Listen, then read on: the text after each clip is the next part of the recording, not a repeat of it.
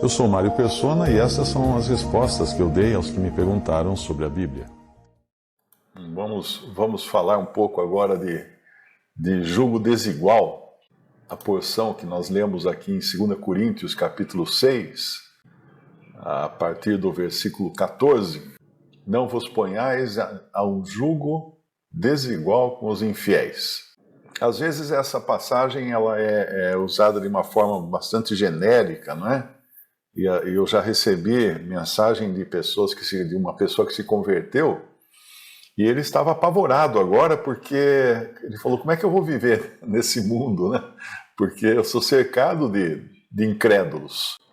Como é que eu vou fazer? Então a gente precisa dar um pulinho no capítulo 5 de 1 Coríntios para ver o que é realmente que estava falando lá. Lá falou de um homem que estava vivendo em fornicação, aparentemente um homem que estava em comunhão na Assembleia de Corinto, mas vivendo em fornicação, estava dormindo com a madrasta. E aí Paulo fala que ele deve ser entregue a Satanás, que é o chamado pecado para a morte, para a destruição do corpo, para que a sua alma seja salva no dia do Senhor. Esse poder de entregar a Satanás era um poder que apenas os apóstolos tinham. Nós não temos esse poder, mas nós continuamos vendo que o Senhor mesmo cuida de interromper a vida de um crente quando esse crente não está andando de acordo com a vontade do Senhor. Nós encontramos isso lá em Coríntios, em 1 Coríntios capítulo 11, quando ele está falando da ceia, e aí no versículo 29 ele fala assim, porque quem come e bebe indignamente, come e bebe para a sua própria condenação, não discernindo o corpo do Senhor. Por causa disto, há entre vós muitos fracos e doentes e muitos que dormem. Porque se nós nos julgássemos a nós mesmos, não seríamos julgados, mas quando somos julgados, somos repreendidos pelo Senhor para não sermos condenados com o mundo.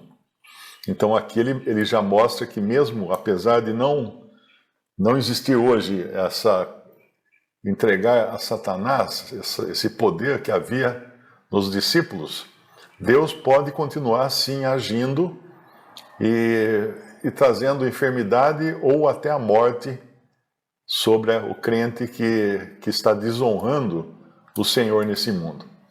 Porque o papel, a função de um cristão nesse mundo é honrar o Senhor. É servir de testemunho aqui pelo Senhor. Nós sabemos que o Senhor Jesus, ele morreu, ressuscitou e subiu ao céu e está agora diante de Deus Pai, nos representando. E ele é o nosso advogado ali diante de Deus, diante do Pai. E nós estamos na terra, diante do mundo, representando o Senhor. Quando um incrédulo quer ver a Cristo, ele deve olhar para os cristãos, que os cristãos são o testemunho de Deus na terra. Cristo está por nós no céu e nós estamos por Cristo na terra. Então, esse andar desordenado aqui acabava trazendo juízo de enfermidade e de morte para cristãos que estavam andando de forma desordenada. Por isso que entre vós muitos fracos e doentes e muitos que dormem. Agora, lá em 1 Coríntios 5, quando Paulo fala para colocar fora aquele malfeitor, ele dá uma explicação melhor, mais detalhada, no versículo 9. Quando ele menciona uma carta, que é a Coríntios 0, né? Porque ela é anterior a 1 Coríntios, nós não temos essa carta, ela não chegou até nós. Certamente o Senhor não queria não achou que nós precisaríamos receber essa carta anterior a 1 Coríntios. Então, em 1 Coríntios 5:9, ele diz, já por carta vos tenho escrito, que não vos associeis com os que se prostituem. Isto não quer dizer absolutamente com os devassos deste mundo, ou com os avarentos, ou com os roubadores, ou com os idólatras, porque então vos seria necessário sair do mundo. Mas agora vos escrevi que não vos associeis com aquele que, dizendo-se irmão, for devasso, ou for avarento, ou idólatra, ou maldizente, ou beberrão, ou roubador, com o tal, nem ainda comais. Essa semana uma pessoa me perguntou se alguém colocado fora de comunhão pode frequentar o almoço de comunhão. Pode vir ao almoço de comunhão, que normalmente a gente faz, as diferentes assembleias fazem em diferentes dias. Aqui em Limeira, no primeiro domingo do mês, nós temos um almoço que é feito no próprio salão, cada um trazendo um prato, e aí nós almoçamos juntos e depois passamos um tempo juntos também, em comunhão, lendo a palavra, conversando. Então essa pessoa perguntou, alguém que é posto fora de comunhão pode também participar do almoço de comunhão? A resposta minha foi esse versículo 11. Com o tal, nem ainda comais. Porque essa pessoa foi colocada fora de comunhão, é para ficar fora de comunhão, não é? Não é apenas para não participar da ceia. Ela não participa da comunhão com os santos. Até que haja arrependimento, até que haja restauração, e ela volte à comunhão. Mas enquanto isso, ela não participa do almoço de comunhão, porque ela não pode comer com os irmãos. O que eu acredito que às vezes até algumas assembleias não sabem disso e acabam convidando a pessoa para estarem juntos, para comunhão e tal. Não. A pessoa fora de comunhão, que foi disciplinada, excomungada, ela pode até participar das reuniões assistindo. Mas assim que acaba a reunião, ela se levanta e vai embora. Ela não tem que ficar ali conversando, papeando com os irmãos, nada disso. Ela tem que se sentir como uma criança de castigo, né? Você coloca o seu filho de castigo. Não adianta você colocar o seu filho de castigo e aí sua esposa ou seu cônjuge vem depois e fala assim, vamos tomar sorvete lá, vamos no parque, vamos passear. Peraí, então que castigo é esse, né? Um pai ou uma mãe coloca de castigo um filho, o outro, o seu parceiro, o seu cônjuge, precisa também respeitar aquela disciplina que foi dada à criança. Então, isso aqui já é um detalhe importante com o tal, nem ainda comais. Porém, com os demais, com os incrédulos, ele fala assim, que ele não está falando dos que são do mundo, dos devassos do mundo, dos avarentos, com os roubadores, com os idólatras, porque então você seria necessário sair do mundo. Existiu muito no começo do cristianismo, algumas seitas dentro da cristandade que assumiam um papel de separação total do mundo.